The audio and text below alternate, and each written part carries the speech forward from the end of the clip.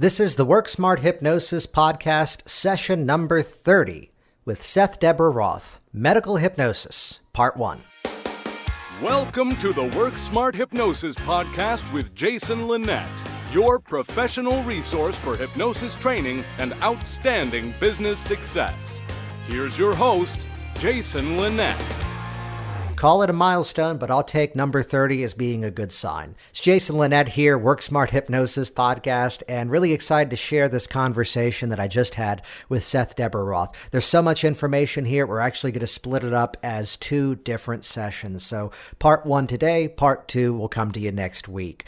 And specifically, we're going to be talking about medical hypnosis and more focused on the condition of IBS, irritable bowel syndrome, which is this one little category of work where so much research points to hypnosis as being just one of the best and most effective ways to help people who suffer from that syndrome. So check out this session. We did this specifically, I actually bumped up the production on this one as Seth-Deborah has a great webinar event that's coming up in a couple of weeks. The first week of February, it's going to be, let me scroll up here to my notes here, Thursday, February 5th, 5 p.m. Pacific, 8 p.m. Eastern. Replays will be made available to everybody as well. I shortened the website so you can get to it a little bit more easily. Just head over to worksmarthypnosis.com/IBS. That'll take you right over there to the registration page. Let's jump right in. There's a lot of content here. This is part 1 of Medical Hypnosis with Seth-Deborah Roth. I'm still seeing clients. I love seeing clients. I love changing lives. I'm working on my IBS protocol using all my experience, the knowledge of the body system, and getting a little bit more pinpointed. You know, I just finished doing a cancer protocol, not protocol really, but, a certification. And I originally, in long ago, days of my life, I was an oncology nurse. So I have a lot of experience of the needs of patients and family and caregivers, a deep appreciation of the ways that we can help, really understanding the needs of these people. And it's actually not being addressed. And cancer patients have a very, very large amount of anxiety. I mean, we all know, although we all should know, that hypnosis works on, nausea, it can work on time distortion, and those kind of physical things, revving up the immune system. But then the other area that's really not frequently addressed is the emotional needs, the anxiety, the financial obligation, the obligation of caregivers, that they get burnt out. Even the discussion of, the end of life, what to do, how to talk to people while you are still alive, how to take care of all these quote-unquote loose ends. Doesn't mean that that's what's going to happen, that you're going to die, but just the taking care of that can actually start the emotional healing, and then your immune system is better able to do its job. Well, it's one of those things that I've run into this with clients, that they'd read an article, they'd come across some piece of information, and they'd look at, let's stick on cancer for a moment, they'd look at that as this bigger category and say, well, what is it that hypnosis does for that? And really it's exactly what you just said. It's breaking it down into the individual components, and that even if we're just addressing the nausea, even if we're just addressing the sleep improvement, just simply by doing those things alone, there's wonderful benefits to that. First of all, about improving the quality of life. But on top of that, it helps everything else that they're doing to work on their health. In many ways, it puts them in a position for that stuff to work better. Would you agree? Oh, absolutely, absolutely. I was just working with a young gal. Gosh, she's I think she's 27 or 28 and has breast cancer. We discovered a really important connection in that she was having premarital sex. She's Asian. I don't want to tell too much, but I don't think this will say who she is. But she was Asian, and there's certain things that you don't do. And she was having premarital sex with a married man before she ever met her current husband. And she had this tremendous guilt about this. And where we actually worked on this and releasing these feelings, and her on-code numbers actually went down a little bit. Oh, wow. After that. Yeah. So, there's no real quote-unquote scientific evidence about this kind of connection. But when I was working in the oncology unit, what I did notice is that people 2-3 years before they were admitted, they actually had a significant traumatic social event that they were really holding on to and not able to let go of, basically, and just kept on reliving it over and over and over again.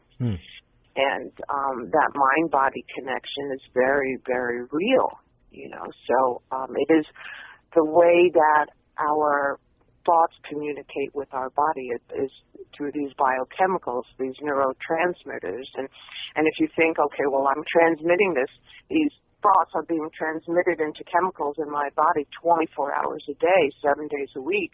You can imagine. So if you're flowing this throughout your body, for a whole year, right? What is it going to do to your body, or a whole lifetime? Like when we talk about arthritis, and that internalized anger just eating away at your bones and your joints, it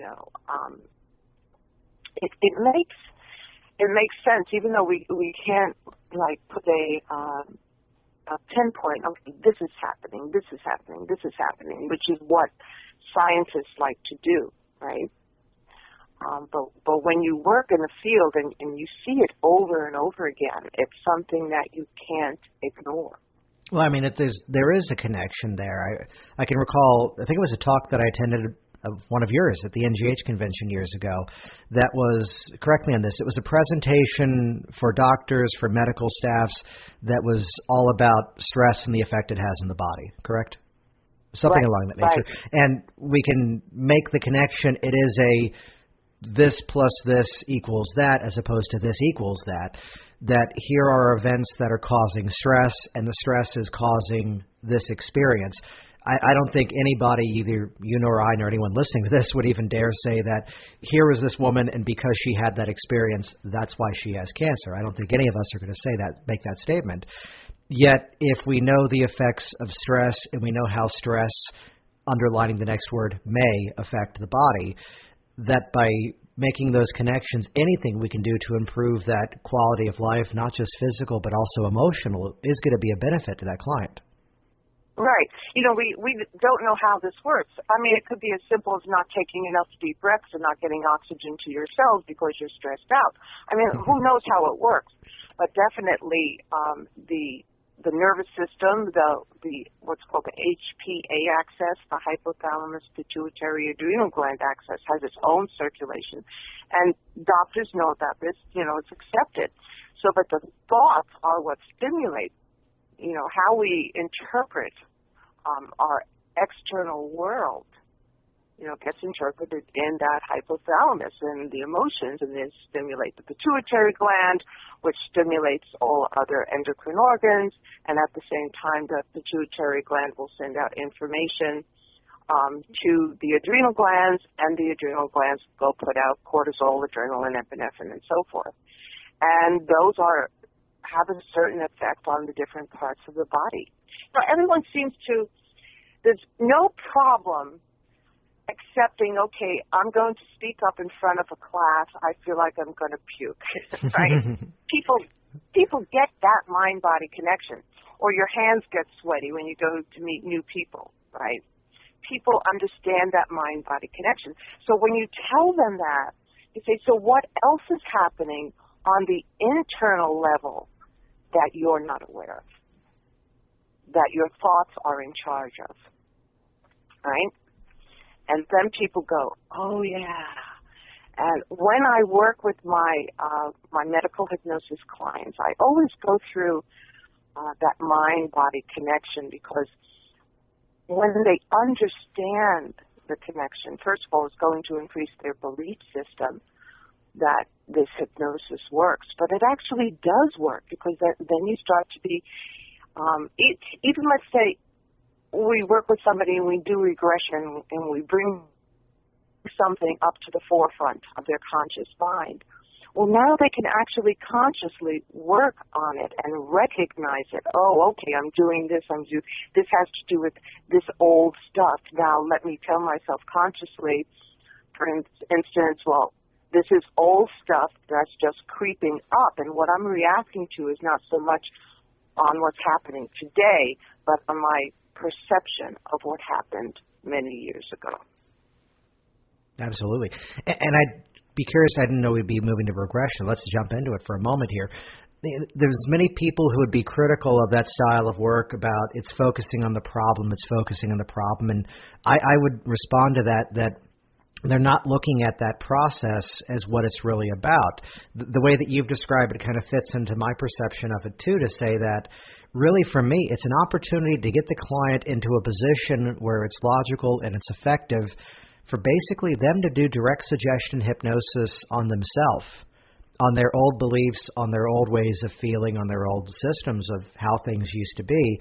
So they're the one pulling themselves out of it. So maybe not so much about where we end up, but the why you don't have to be feeling that way anymore.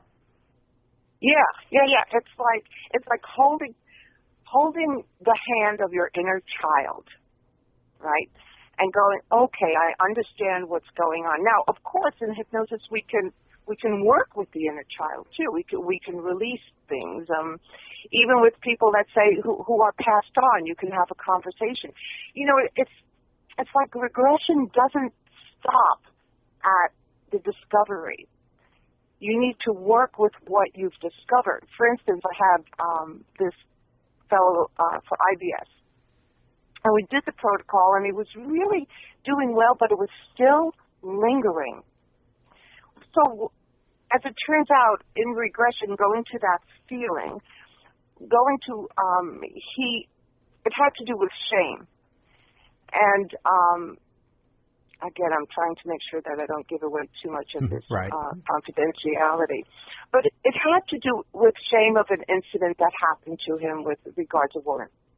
And we had to repair that shame, and work with it. Repair it, but also give him back the confidence. And I'm going to go back to repairing the shame. And his GI symptoms have finally made a turnaround. Now, you don't have to do that with every client, but sometimes there's something that you need to deal with. And not dealing with it just keeps on putting a Band-Aid on it. I describe it as like you have an infection, right? And you go and you put a Band-Aid, the wound is seeping out, and you put the Band-Aid, and that's great. It stops, it catches the seepage. But at some point, you may actually have to go pierce that infection and irrigate it and clean it out. I'm using really nursing medical terms, I realize. I'm glad we're recording at lunchtime. Thank you. Oh, that's funny.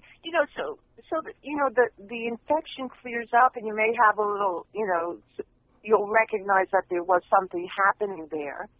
But the infection is cleared up, and you could go on, and not keep on putting Band-Aids on it, not keep on addressing, giving a person anxiety relief tools is wonderful and necessary, and I do it for every client because life is going to happen.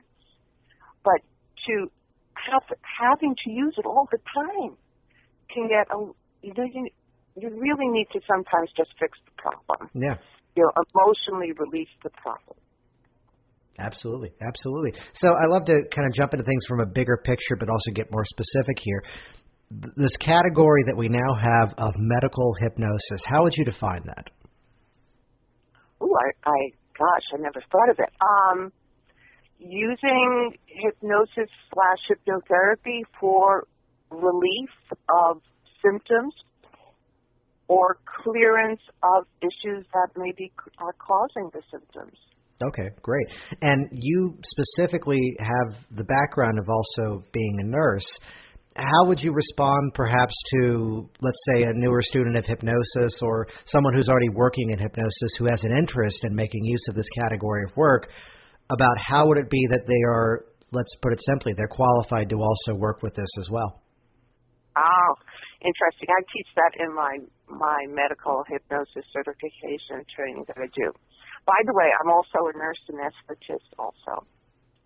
So I tell them, let's say you're going to speak to a doctor and so forth, to recognize that you are the expert in hypnosis. You're not there to become a nurse or a doctor. I mean, if I wanted to, I could always feel less than an anesthesiologist per se. So it's about you being the expert in your field. Yes, I believe that having an understanding of the different systems that you're dealing with, whether it's digestive or respiratory or, when we're dealing with pain, to having an understanding about that and how the mind is involved in it, just helps you to feel more confident as a hypnotist. But you don't have to be a nurse or a doctor to deal with this stuff because they don't know anything about hypnosis generally, except maybe pediatricians every once in a while. They're good about that. They understand waking hypnosis and that's about what they understand is waking hypnosis. GI docs, if they're well trained, they really should know that hypnosis/hypnotherapy works for IBS. There's been so many studies. Yeah, so much research for that. You'll love this. Yeah. I was at my dentist about maybe a year ago. It was a brand new dentist. He recently expanded the practice and brought on more dentists.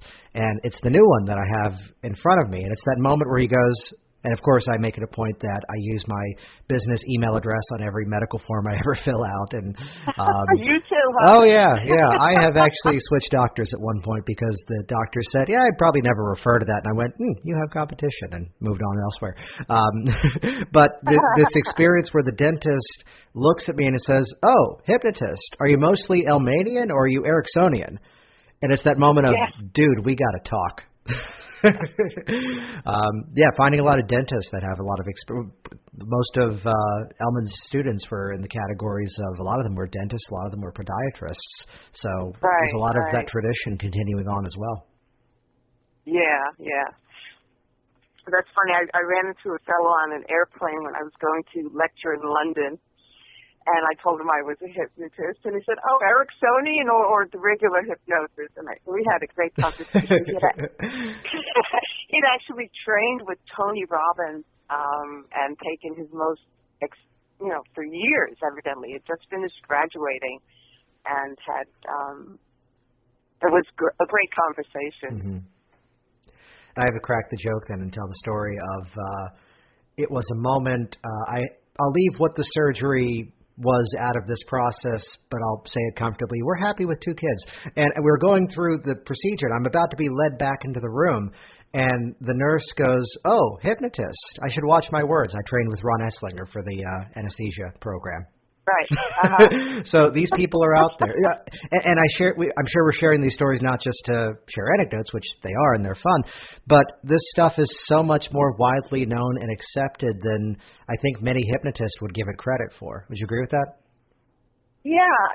It's about finding the right audience. Right. Also. Nurses are more open to this because they call it guided imagery. Mm-hmm. And in nursing, we do waking hypnosis without knowing that we're doing waking hypnosis. That's been the feedback of every nurse who has taken my class, which was, I now know how to do things on purpose that I was doing by accident. Oh, I love it.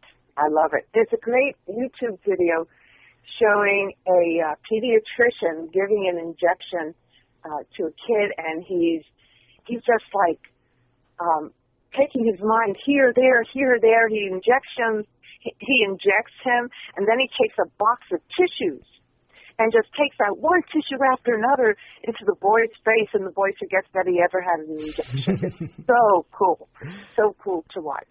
Yeah, us in the medical field, we do it. We've just never been told what we're doing. I trained at Kings County Medical Center and in the anesthesia program. And there was a lady, I don't know her last name. Her first name was Teresa. I mean, I used to know, but I'm getting old. I forget these things. But she actually wrote a book. I think it was The Dummy Guide to Hypnosis or The Clinical. I can't remember. But her first name was Teresa. So anyway, I think because of her, where I trained, it was more accepted, and we talked about it more. Although the first time I ever saw hypnosis in that I really didn't know what I was seeing was in anesthesia training. And there was a fellow, this is back in Brooklyn, and he had gotten the mafia mad, and he opened up his garbage pail, and a bomb went off. And so he had burns all over his upper body and his face, and we couldn't put the anesthesia mask on his face. He was getting a skin graft from his leg to other areas. And my anesthesiologist who was training me, she started to talk in his ear. And suddenly he just went limp, and they did the procedure with just a little nitrous over his nose, not even making contact with his face, which means he's getting a lot of room air. And nitrous is not an anesthetic, it's an analgesic. It just makes you kind of forget where you are. But he just went limp, and they did the skin graft. And so that was my first exposure to using hypnosis in a painful procedure like surgery, although I guess I had seen it like dressing changes, but never like in a real painful procedure. You know what I mean? So wow. It is getting more accepted. Yeah, I want to come back to that. I want to make sure we get in your webinar that's coming up. It's Thursday, February 5th, and I've got it here in front of me. I'm going to make this easy for everyone listening as well, because the actual website to attend this upcoming webinar is, I'll read it out, lifetransformationsecrets.com/IBS-relief/free.shtml. If you just go to worksmarthypnosis.com/IBS and make sure that's lowercase IBS as in irritable bowel syndrome, that'll just redirect right over to that page. And what are people going to learn on that webinar? Well, we are going to learn, of course, the basic mind-body connection with the parasympathetic, sympathetic system and so forth. But we're going to learn about the enteric nervous system, which is its own separate bi-directional system of the gut and the brain that even in nursing school, they usually don't teach you about it. Everyone talks about the parasympathetic and sympathetic, but not so much the enteric nervous system. So we're going to learn the anatomy, the physiology, the function of the enteric nervous system. And then we're going to learn about different areas, the lifestyle, then about, of course, what IBS is and the different types of IBS. It's not just one type. You're going to learn about the medications, the most current medications that are being used, and the grading system that doctors use to figure out what medication that they want to use. Because, when a client is going to come to you, they're going to tell you what stuff they're on.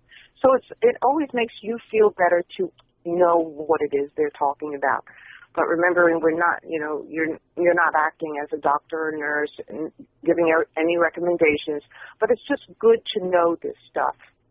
And I'm getting lost here in my thoughts. So we're going to talk about the effects on lifestyle. They've actually made studies on how IBS affects lifestyle. And then we're going to be doing different energy, EFT, root cause technique, EMR, different energy system, and different anxiety relief programs are going to be discussed. And then also the protocol. The protocol is based on Towson from Chapel Hill. He has they did a large study there. and it is the accepted protocol, but it is only allowed to be used if you're a nurse or a physician, licensed, so forth. So what I have done is I have designed my experience with the principles of his protocol into my own 7-step protocol. And that way people will have it and they can use it for their clients, whether or not they're nurses and, licensed nurses and that kind of stuff. That's great. And again, that's an upcoming webinar. It's going to be Thursday, February 5th. And you can find the details about that. Just head over to the redirect page of worksmarthypnosis.com/IBS. And that is a free event too, right? Right. Absolutely free event. Absolutely. Thanks for listening to the Work Smart Hypnosis podcast at worksmarthypnosis.com. Hey, it's Jason Linett here, just with one last thing. I'd ask you this question. If your goal is to grow a hypnosis business, well, how's business going? If things are really not quite yet going the way you'd like them to go and the way they admittedly should be going, I've got a great resource for you. I put together something I call the 10-Day Hypnosis Business Challenge. It's 10 days of emails, 10 days of videos, 10 days of specific action steps that you can fold into your business to really start to revitalize and get better results.